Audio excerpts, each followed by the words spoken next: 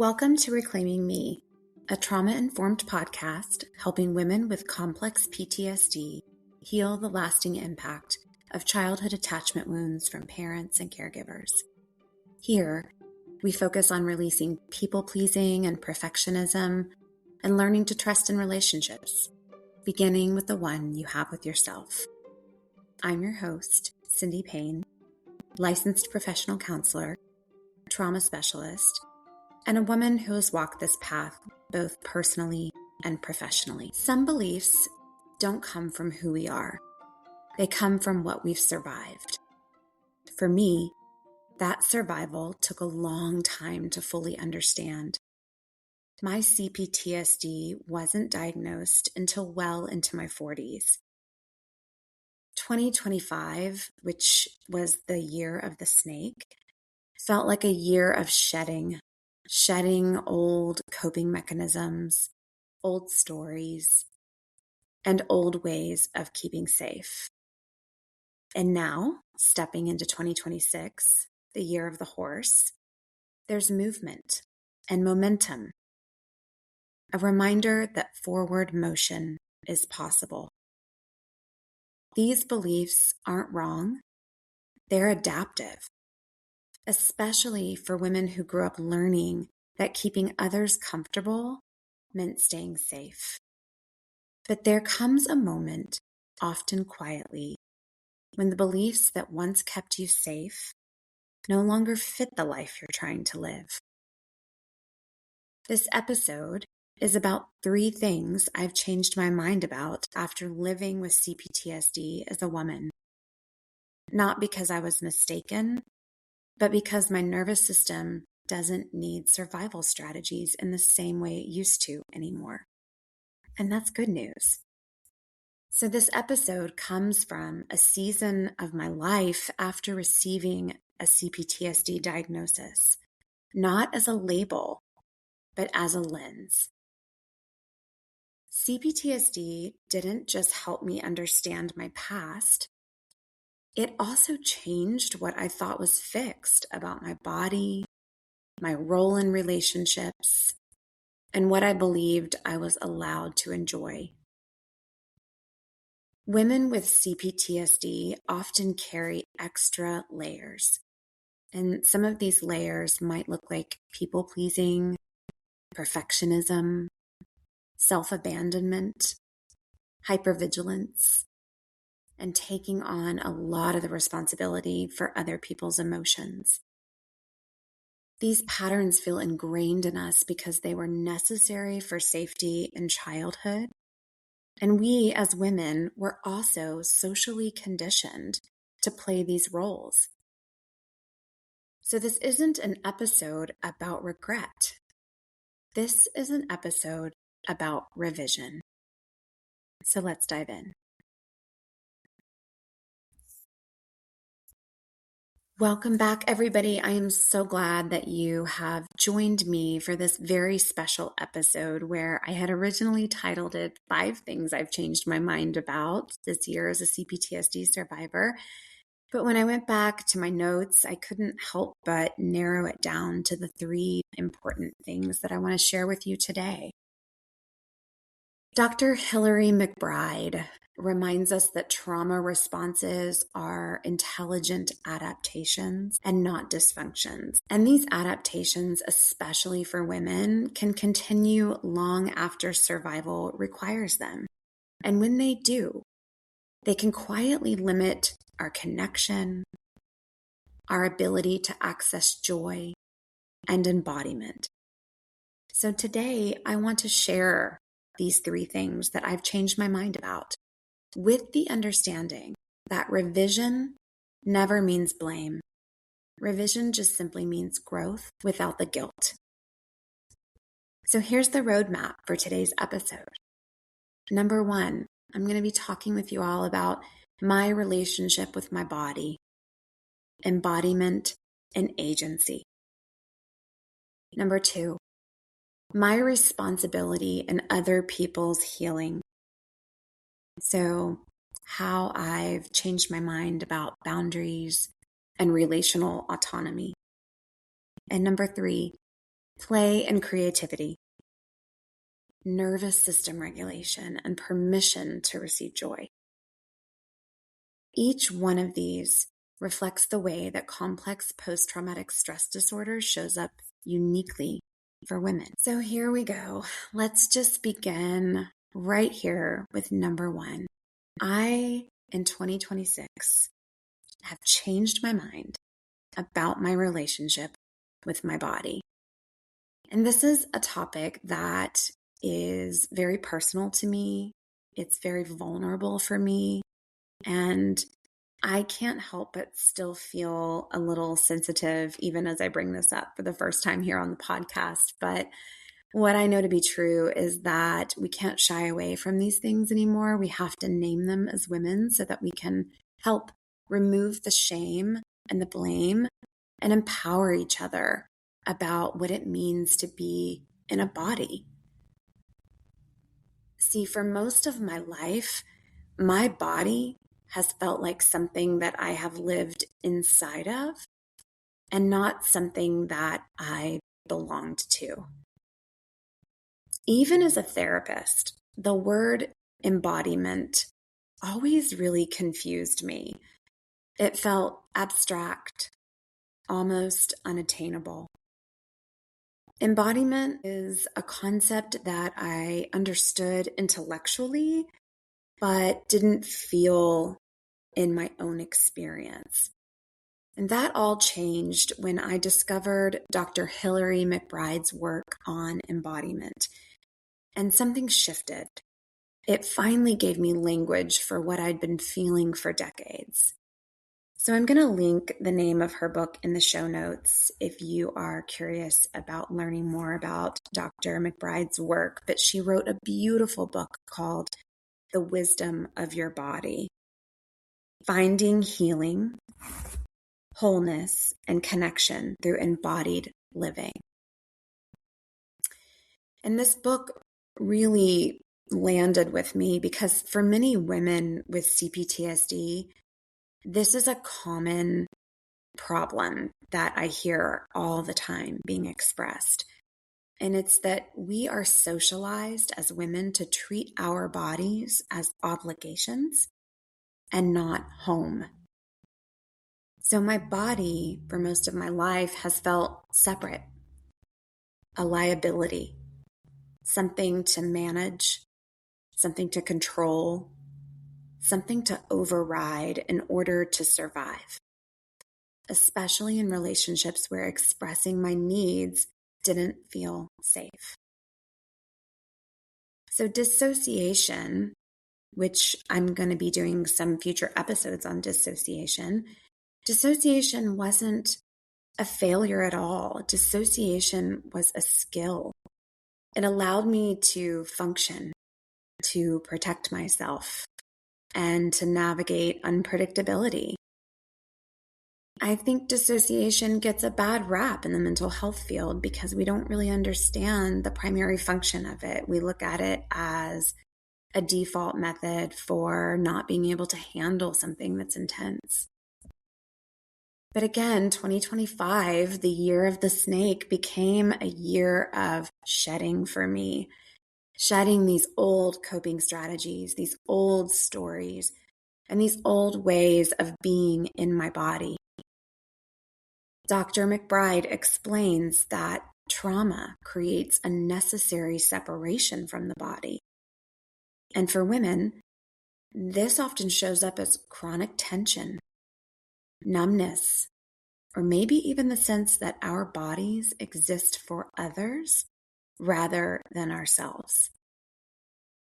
So if being in your body feels confusing, or maybe it even feels unsafe at times, there's a reason for this, and it's not because you're broken.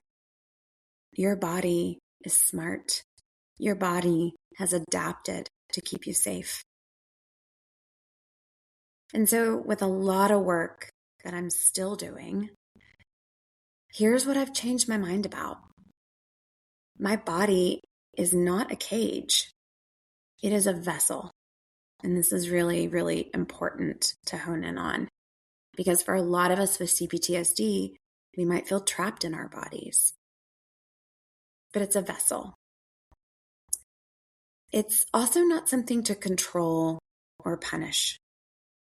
And this has been a big revelation for me. I have mentioned her name on here before, but my coach, Ali Shapiro, she runs a program called Truths with Food.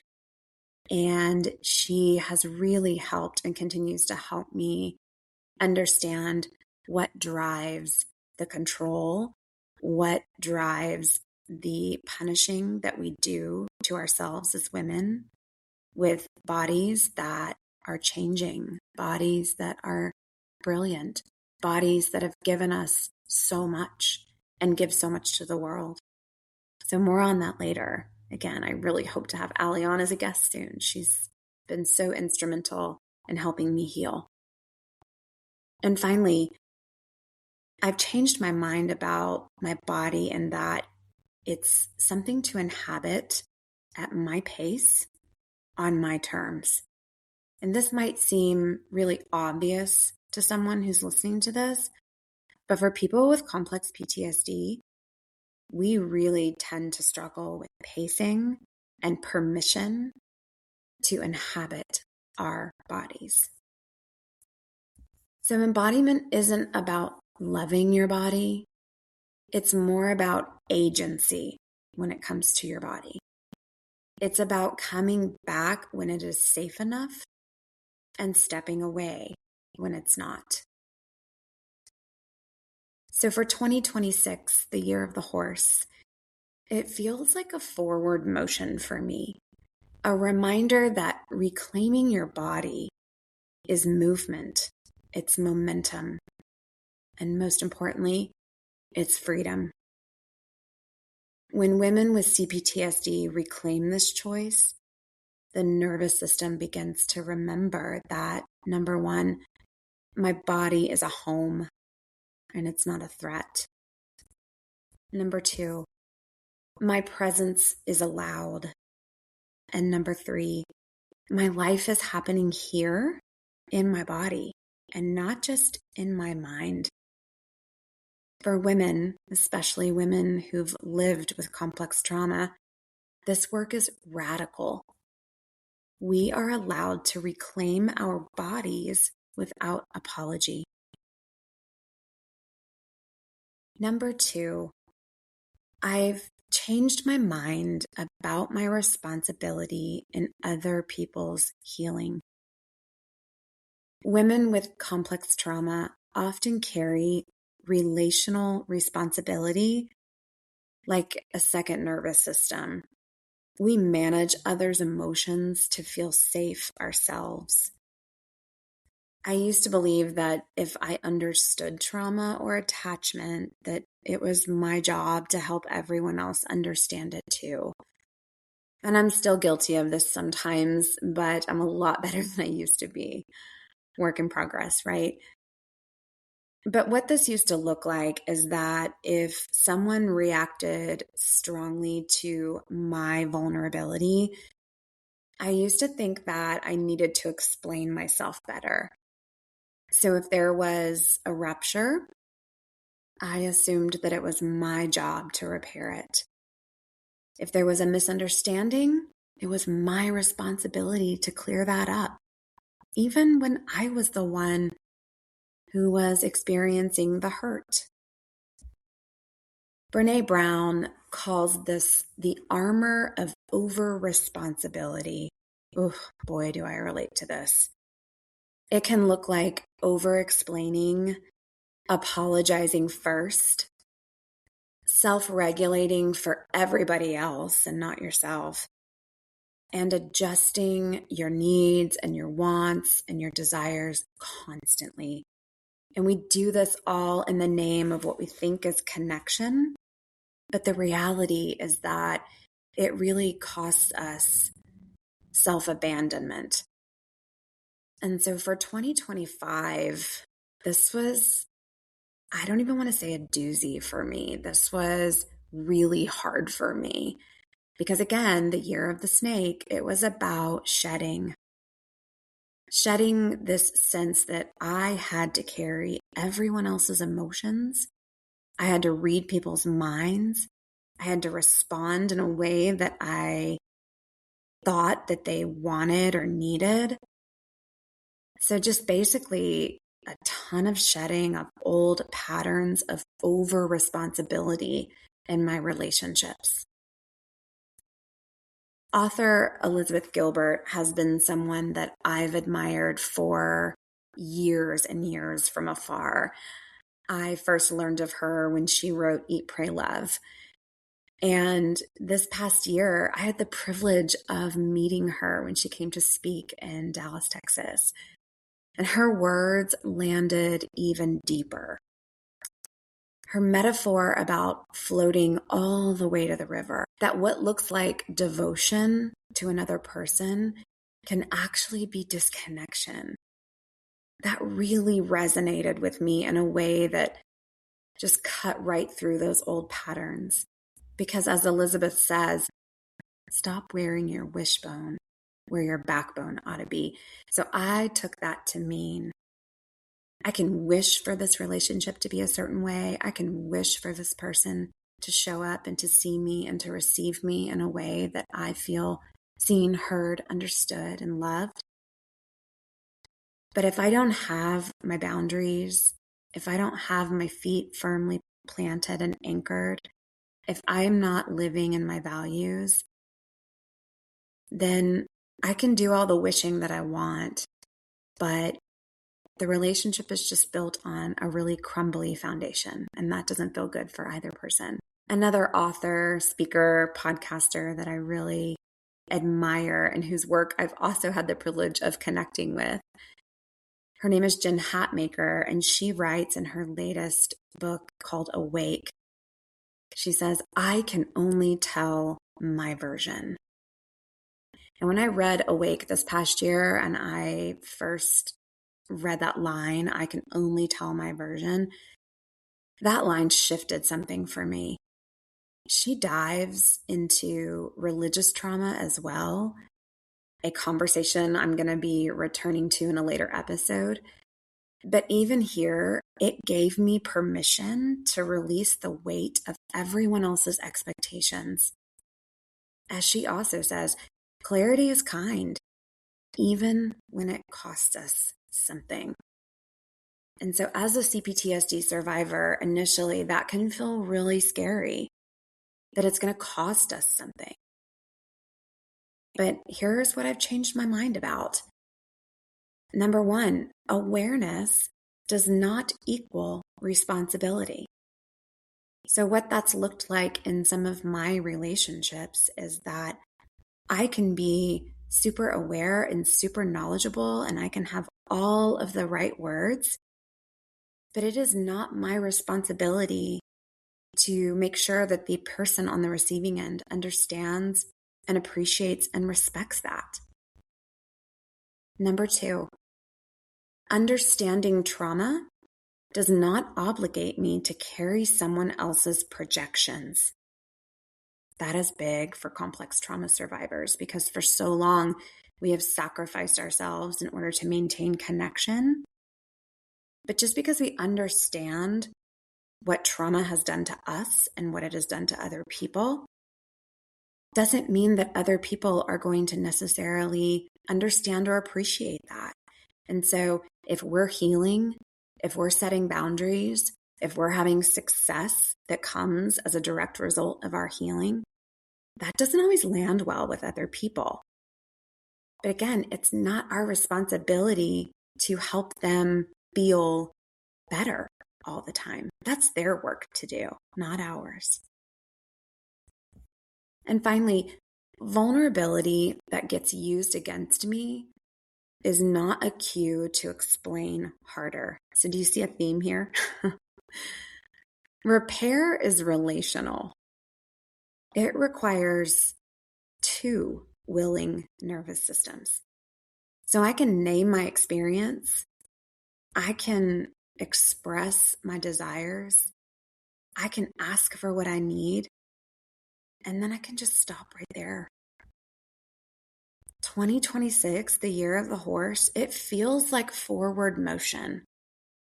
It's a reminder for me that stepping into my boundaries, saying no, and allowing myself to stop carrying others' weight is movement, it's momentum, and it's freedom. And for women with complex post-traumatic stress disorder, this shift is radical. It allows us to stay open without sacrificing ourselves.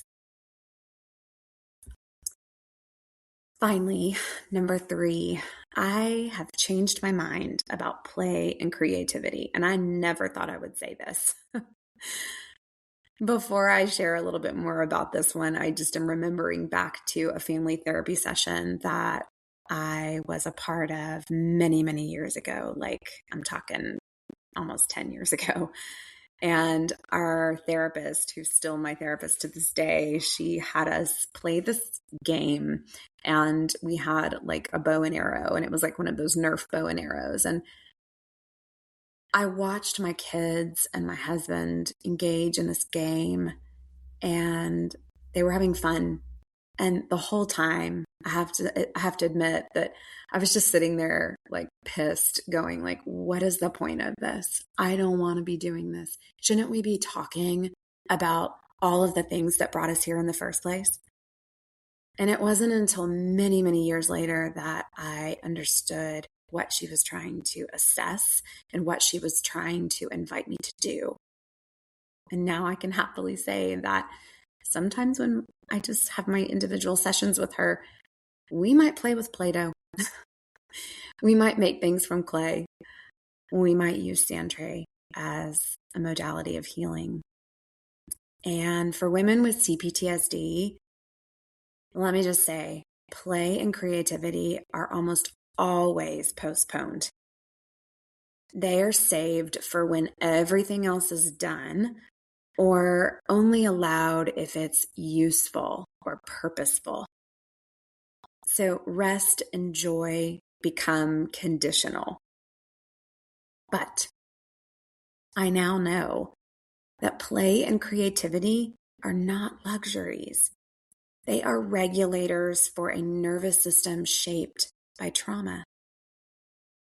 So back to Elizabeth Gilbert, she writes in her book, Big Magic, she says it really plainly, you do not need anybody's permission to live a creative life.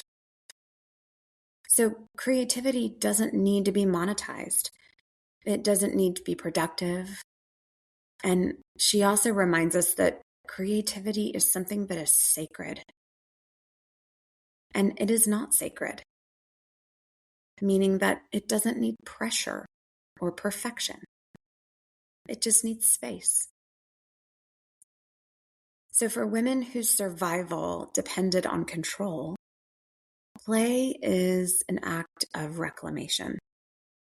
It says, I can receive, I can delight, I can exist just for me. Elizabeth warns, argue for your limitations and you get to keep them. Oh, that just really, really hits home for me. So this year, it actually started back in 2025, but I have been reclaiming it in ways that I never used to do. Dancing. So movement, not as punishment, but as joy. Drawing, journaling, vision boards, painting, and other mediums. I've also started writing short essays from my life in hopes that one day I can finally put it all together into that memoir that all my friends say that I need to write about my journey of living with complex post-traumatic stress disorder. And I notice now when creativity is missing because I crave it, and I never thought I would say that. Before, I might have been a once a quarter treat with creativity if I was lucky, but it's now a consistent and non-negotiable part of my life. So I don't do it every day, but I am way more engaged with it than I used to be. Play is not a reward. Creativity is not indulgent. They are sustaining. They are regulating. They are allowed. So 2025, the year of the snake. Again, it was about shedding the old belief that joy was optional. And in 2026, the year of the horse, it's about moving forward fully into more delight, more curiosity, and more creative expression without apology. And for women with CPTSD, again, this is radical. It's a reminder that we are allowed to create, to play, and to exist just for ourselves. So now that I know and have named these three things that I have changed my mind about this year as a CPTSD survivor, I look at them now as all being really deeply connected to one another. So embodiment says, I live in my body. Boundaries say, I belong to myself. And play says, I'm allowed to enjoy being here. So where is this podcast going next? You might be wondering. As I've learned more about CPTSD, especially how it shows up in women, I've changed my mind about what healing actually looks like. Healing isn't about fixing what's been broken. It's about expanding our capacity. CPTSD isn't just a collection of symptoms. It is a nervous system shaped by chronic relational adaptation. But just having this insight alone doesn't heal trauma. Many women with a CPTSD diagnosis, we're deeply self-aware. But awareness can only bring us so far. Without the regulation and relational safety, the awareness can wear you down.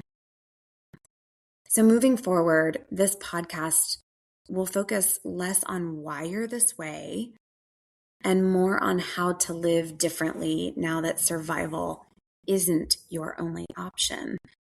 So we're going to be talking more about embodiment without forcing it. We're going to be looking at boundaries without the lens of shame. And we're going to be working through releasing over responsibility and reclaiming our joy as a legitimate part of our healing. And next week, if you tune into Monday's full-length episode, we're beginning this next chapter with conversation. I'll be joined by two guests who work deeply in attachment and trauma healing. We'll be talking about reparenting the self as a way to create space for more secure attachment, not by doing it perfectly, not by bypassing our grief, but by learning how to become a reliable, attuned presence for ourselves.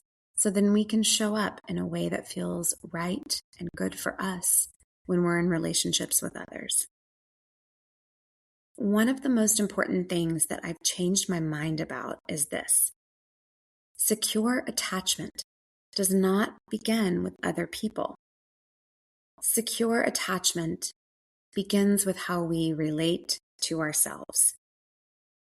So reparenting supports earned secure attachment by responding to our own needs with consistency instead of criticism. Because when we become safer to ourselves, our nervous systems stop scanning so hard for safety elsewhere. And before we close today, I just want to name these three takeaways one more time because repetition is part of the integration process. So number one, your body is not a problem to solve. Your body has adapted to keep you safe, and you are allowed to come back to it at your own pace. Number two, your growth does not require self-abandonment. Awareness does not obligate you to carry other people's emotions or healing. And finally, joy doesn't have to be earned. Play and creativity are not rewards. They are part of regulation and recovery. Healing from complex post-traumatic stress disorder isn't about becoming somebody else. It is about releasing what survival required and reclaiming what safety now allows you to do. It is about learning slowly and relationally that your body can be a home, your boundaries can be kind, and your life can include pleasure. As Dr. Hilary McBride reminds us, healing is about coming back into relationship with ourselves and others at a pace that honors what we've lived through. So thank you for spending this time with me today. I hope that you leave feeling a little lighter, a little more grounded, and a little closer to trusting yourself and your relationships. If this episode has supported your journey with trauma, attachment wounds, anxiety, or people-pleasing, share it with a friend or follow the show so you don't miss future episodes. And for free resources or to work with me directly, visit cindypayne.com or connect with me on Instagram at cindypaynerooted or TikTok at cindypayntherapist. I'll be back this Wednesday for a short midweek reframe and next Monday with another full-length episode. And remember, every small step towards healing, boundaries, self-trust, and presence matters. You are worthy of this journey. And also, you're allowed to change your mind too. Thanks, everybody. I'll see you next time.